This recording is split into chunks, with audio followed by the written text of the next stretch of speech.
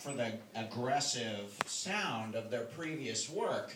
Nothing to go on. So the first things I had were this kind of, kind of guy. And Adam said, "Ooh." It's got to be chill. It's got to be like just almost classic, kind of dissectional thing. We had talked about this idea of making a, like you see in your health science books, the acetate overlay thing, dissectional. And he knew my work, he loved it, and I had always wanted to do a thing like that, but that would show this kind of acetate overlays of body, but then soul as well, so you'd get that little extra layer. Can I just say one thing? Yeah. Okay, so when Alex was in art school, and he took anatomy, they made one. They made an acetate overlay little book, which we still have. I think it's a relic. But anyway, it was like, doing the different layers. Mm-hmm. And you did that, and you got an A+, and the teacher put an A+.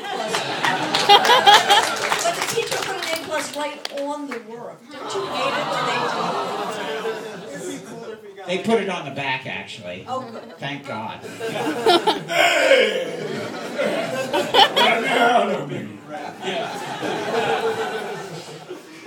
So, let's see. So then I started with this, the saw blade idea.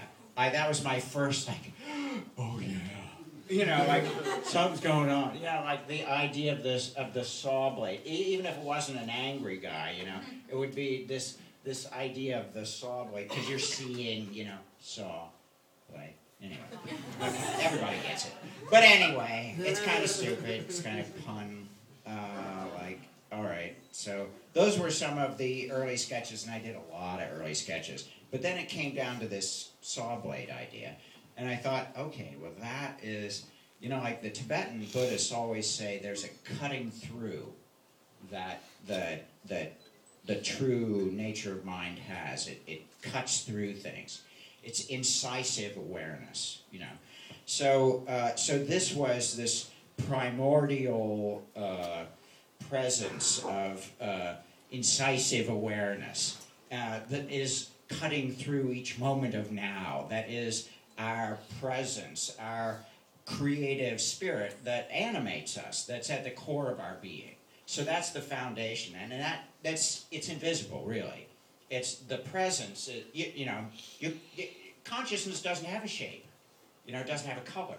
It doesn't. What is it? These are our bodies, but consciousness is animating.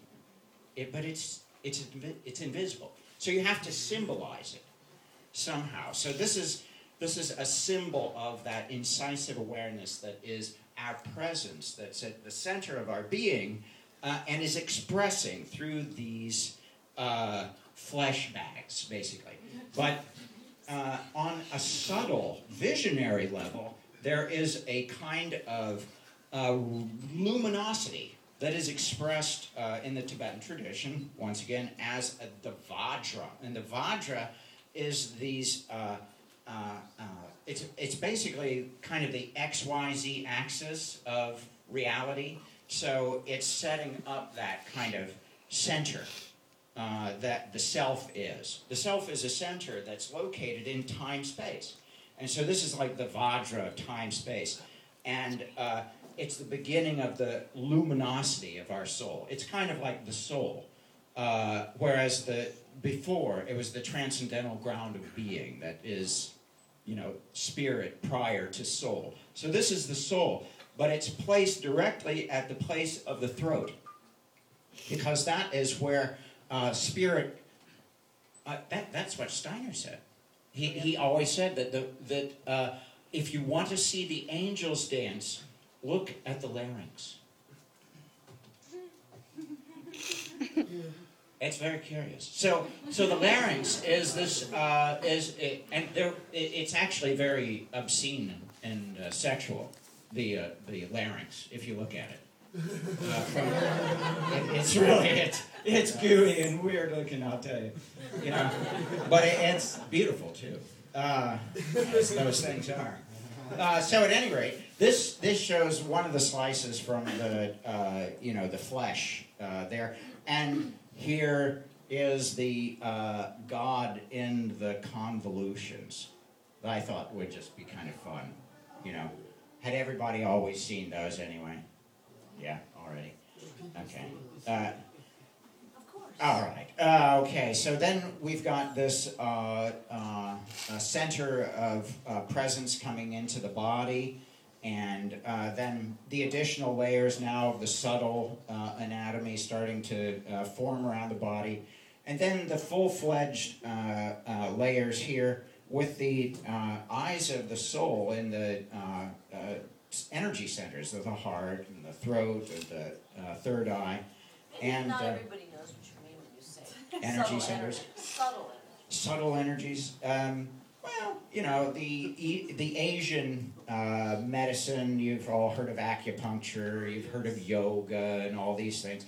These are basically kind of subtle energy systems that are another way of mapping like the kind the meridians, the chakras, the auras, you know, things like that. Actually, we've seen them in sacred art for centuries. You know, all holy people glow, right? You know, so and so that was kind of what I would have been aiming at here, is just that every one of us is holy, so we are all luminescent beings, and we can look at the subtle energetic systems from yoga. Particularly here we've got the heart, the throat, the third eye, and the top chakra, which is where all this fountain of energy is streaming in from the top. The top chakra is kind of like your connection point with God or something. You know, that's kind of like yoga means union or to unite. So to yoke. So you're yoking yourself to the one, to the one that is all, that is every. And so that is a connection point there. And so I don't know, it's a really marvelous thing. It had to come together really fast. Remember how fast it had? It had to come together really fast. I still hadn't heard any of the music at all, you know. And so I got it the same time everybody got it, really. But they really did like it. And Adam checked out after saying, not too aggressive, man. You know, then it was like, Adam, yo! It's got to be done by next week, okay? All right.